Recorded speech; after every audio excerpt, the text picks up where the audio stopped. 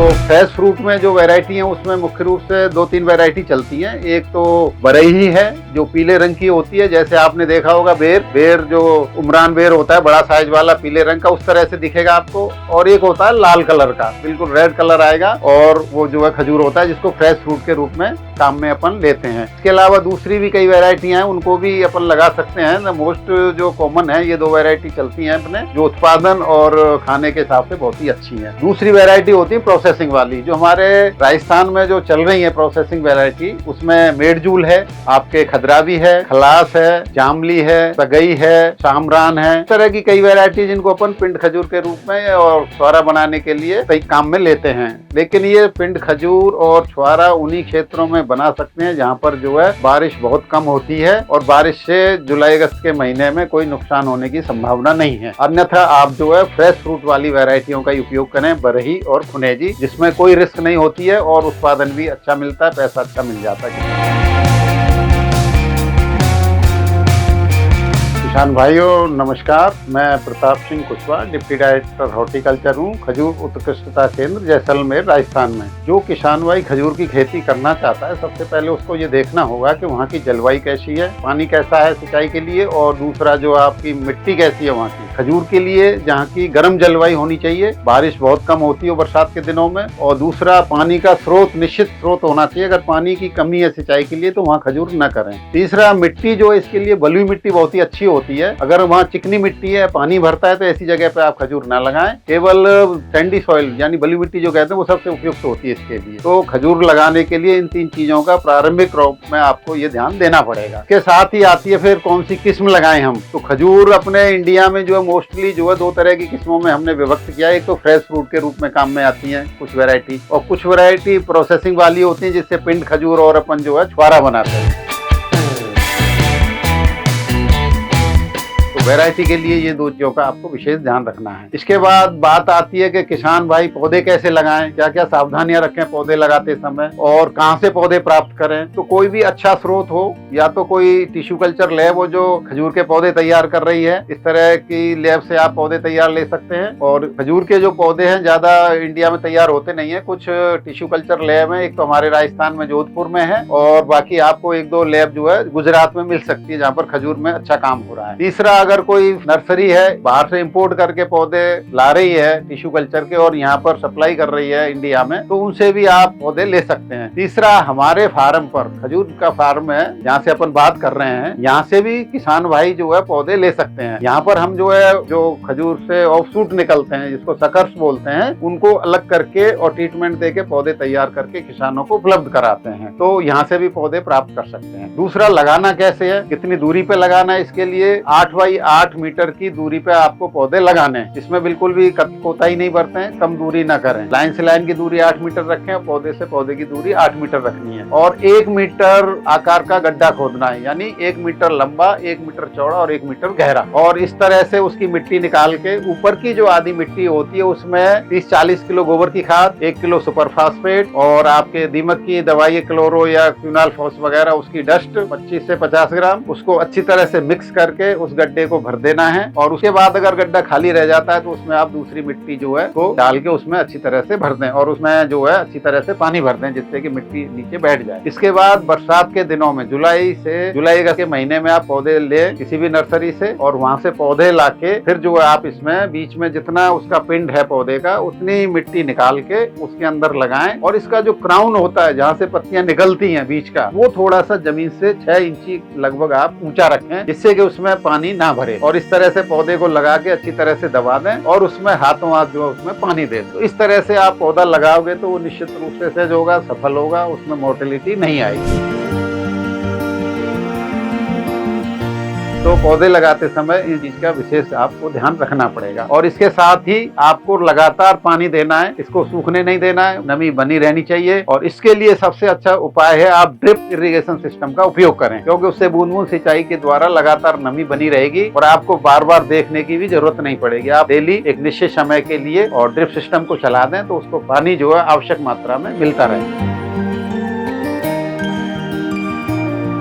किसान भाइयों, वैसे इसमें खजूर में बहुत ही कम बीमारी और बहुत ही कम कीड़ों का प्रकोप होता है, क्योंकि ये एक बहुत ही हार्ड किस्म का पौधा है, तो इसमें ज्यादा बीमारियां आती नहीं है, न कीड़े ज्यादा लगते हैं। प्रारंभिक अवस्था में अगर देखें आप, तो एक तो जमीन से जो है दीमक लग सकती है, तो अपन को दीमक का उपचार करना पड़ेगा। जैसे कि मैंने अभी बताया था कि जब पौधे अपन लगा रहे हैं तो उस समय जो है दीमक की रोकथाम के लिए क्लोरोपाइरीफॉस या क्विनालफॉस वगैरह दवाई का अपन ड्रेंचिंग कर सकते हैं। अगर पाउडर फॉर्म में है तो उसको मिट्टी में मिला के उसमें दे सकते हैं, तो अपन जो है इस तरह से जो है दीमक का प्रकोप रोक सकते हैं। और अगर बाद में भी अगर दीमक का प्रकोप हो रहा है तो बाद में भी जो है ड्रिप के माध्यम से आप पानी के सिंचाई के साथ जो है क्लोरोपाइरीफॉस लिक्विड फॉर्म में आती है उसको या क्विनालफॉस को उपयोग में ले सकते हैं। और इसके बाद जो है इसमें माइट आती है, एक डस्ट माइट होती है जो फ्रूट्स पे प्रकोप होता है गर्मियों के दिनों में, और एक रेड माइट होती है जो पत्तियों पे और कई बार पत्तियों से भी फलों पे भी इसका असर देखा गया है। तो माइट का भी कंट्रोल करना बहुत जरूरी है, और इसको प्रारंभिक अवस्था में अगर आप कंट्रोल करते हैं, किसी भी माइट प्रतिरोधी जो दवाइयां आती है उनका स्प्रे करोगे तो आप निश्चित रूप से माइट का भी कंट्रोल कर सकते हैं। और इसके अलावा एक कीट बीटल लगता है,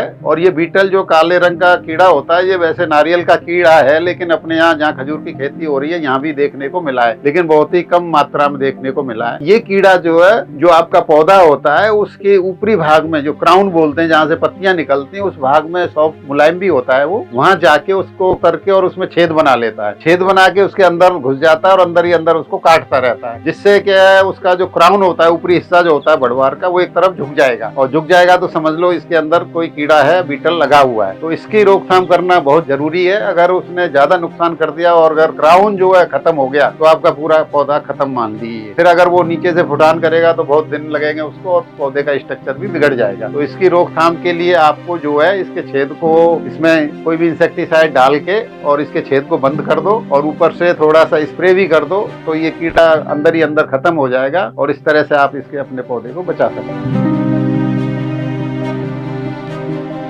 लगभग 4 साल के बाद खजूर का पौधा जो है फ्लावरिंग स्टेज में आता है, फल देने की अवस्था में आ जाता है। तो इसमें आपको विशेष ध्यान देना है, खजूर में नर और मादा पौधे अलग अलग होते हैं, तो आपको इसमें जो है मैनुअल रूप से पॉलिनेशन करना है। तो इसमें लगभग 5% पौधे नर होने चाहिए। जैसे मान लो आप 100 पौधे लगा रहे, तो उसमें 95 पौधे तो होंगे आपके मादा और 5 पौधे होंगे आपके नर के। तो नर के आप फूलों से पराग एकत्रित करोगे, पराग में थोड़ा सा आप उसको डाइल्यूट करने के लिए टैल्कम पाउडर वगैरह मिला सकते हैं, और उस टैल्कम पाउडर को 50-50 के रेशो में मिला के फिर उस पाउडर को जो है अपन फीमेल फ्लावर पर, यानी मादा से जो फूल निकलेंगे उसके ऊपर छिड़काव करना है। तब जाके ये पॉलिनेशन क्रिया होगी, तब जाके आपके फल जो है बढ़ेंगे और अच्छे फल प्राप्त होंगे। इस चीज का विशेष महत्व है इसमें। ये चीज अगर ये प्रक्रिया आपने नहीं की तो आपको जो है खजूर से कोई भी उत्पादन नहीं मिलेगा। तो एक इस चीज का विशेष ध्यान रखना है, नर और मादा दोनों पौधे आपको लगाने हैं। ऐसा न करें कि आपने मादा पौधे लगा दिए, नर नहीं लगाए, और फिर आप पोलन के लिए इधर उधर भागेंगे तो आपको टाइम पर पोलन नहीं मिलेगा और आप जो है पॉलिनेशन की क्रिया नहीं कर पाएंगे। ये आपको विशेष ध्यान देना है। इसके बाद ही पॉलिनेशन के बाद कुछ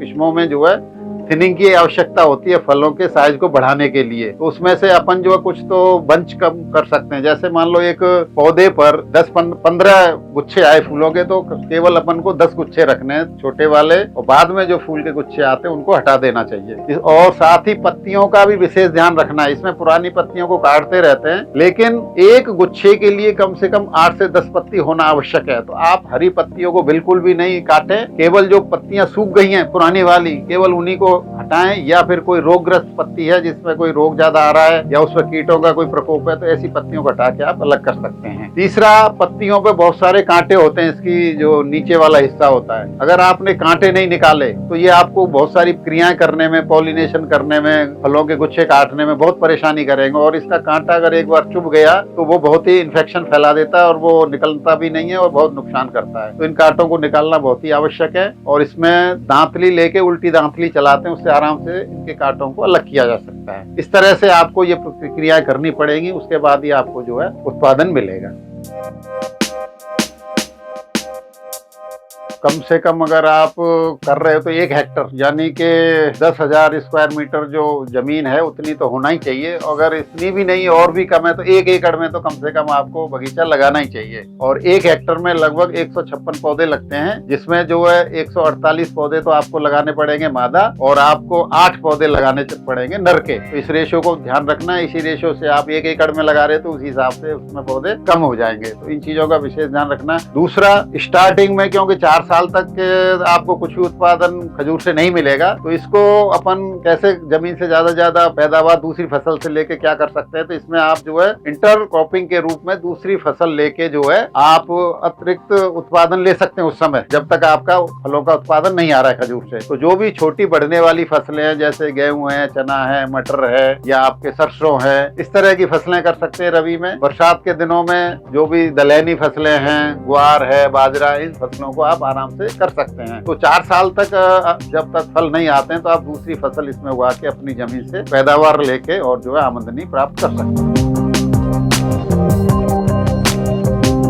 जहाँ तक पौधे की बात है, अगर आप कहीं किसी टिश्यू कल्चर लैब से पौधा ले रहे हैं तो इसमें जो है लगभग 4 से 5,000 रुपए का एक पौधा मिलेगा आपको। और ये जो है महंगा होने का मुख्य कारण है कि टिश्यू कल्चर से पौधा 4 साल में जाके तैयार होता है, तो उसमें लागत बहुत ज्यादा आने के कारण जो है इसकी कीमत ज्यादा है। लेकिन हम जो है ऑफ शूट से पौधे तैयार करते हैं और इसमें ऑफ शूट में जो है ज्यादा खर्चा भी नहीं आता है। हम इसलिए किसान को कम कीमत में पौधे तैयार करके उपलब्ध कराते हैं, जिसकी कीमत हमारे यहाँ 1,500 रुपए है। चाहे किसी भी किस्म का हो, नर हो या मादा हो, सभी की एक ही रेट रखी हुई है, 1,500 रुपए प्रति पौधा। तो जो किसान भाई हमारे यहाँ से भी पौधे ले सकते हैं वो पौधे हमारे यहाँ उपलब्ध रहते हैं। इसके साथ ही राजस्थान सरकार ने किसानों को खजूर की खेती को प्रोत्साहित करने के लिए अनुदान का भी प्रावधान किया हुआ है। तो अगर मान लो हमारे यहाँ से 1,500 रुपए में किसान ने पौधा लिया है तो उसमें 75% अनुदान की व्यवस्था की हुई है, या फिर अधिकतम जो है 3,000 रुपए का अनुदान मिलता है। तो जो भी कम होता है वो किसान को दिया जाता है। तो किसान पर ज्यादा भार ना पड़े, इसको कम करने के लिए राज्य सरकार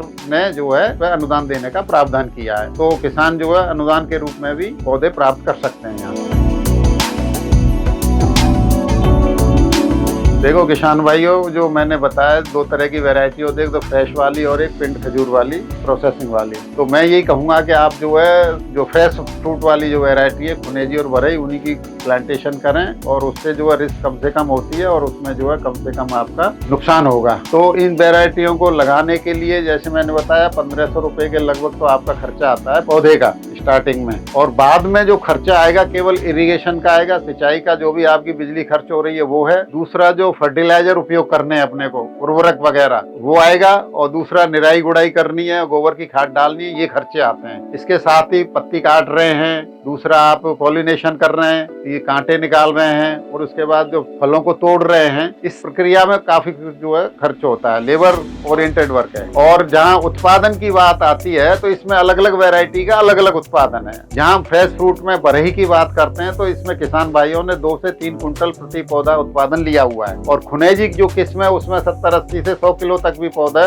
उत्पादन दे देता है। इसके बाद जो प्रोसेसिंग की जो वैरायटी आती है उनसे अगर जो फ्रूट होता है पौधे से जब हार्वेस्ट करते हैं उस समय 70-80 किलो तक भी फल मिल जाता है, लेकिन प्रोसेसिंग करने के बाद लगभग जो है 30 से 40% ही उत्पादन मिलता है। लेकिन उसका रेट बढ़ जाने से वो जो है कंपनसेट हो जाता है। इसलिए प्रोसेसिंग की वैरायटी को प्रोसेसिंग के बाद अगर बेचते हैं तो वो काफी महंगा बिकता है। हालांकि उसमें अपने को 50-60% का लॉस भी होता है, तो लेकिन उसका जो है पैसा अधिक मिलता है रेट अधिक होने के कारण, तो इसलिए उसमें भी कोई नुकसान वाली बात है नहीं। जहाँ तक इसकी उम्र की बात है तो खजूर का पौधे लगाने के बाद लगभग 50 साल तक ये उत्पादन देता है। जो अपन कॉमर्शियली अगर इसका उत्पादन लेंगे तो अपने को 50 साल तक दिक्कत नहीं आती है। और जहाँ तक इसकी लाइफ की बात करें तो ये 70 साल तक जीवित रहता है। 70 साल तक भी आप उत्पादन ले सकते हो, लेकिन वो इसकी हाइट इतनी ज्यादा हो जाती है तो उसके खर्चे बढ़ते जाते हैं। ज्यादा खर्चे होंगे तो फिर जो अपने को उतना वो जो आमदनी नहीं मिलेगी, लाभ नहीं मिलेगा जितना अपन को मिलना चाहिए। तो ऐसी स्थिति में फिर जो है नया बगीचा लगाना ज्यादा उपयुक्त मानते हैं हम। और बाकी 40-50 साल तक तो लेने में कोई दिक्कत है नहीं किसान भाई।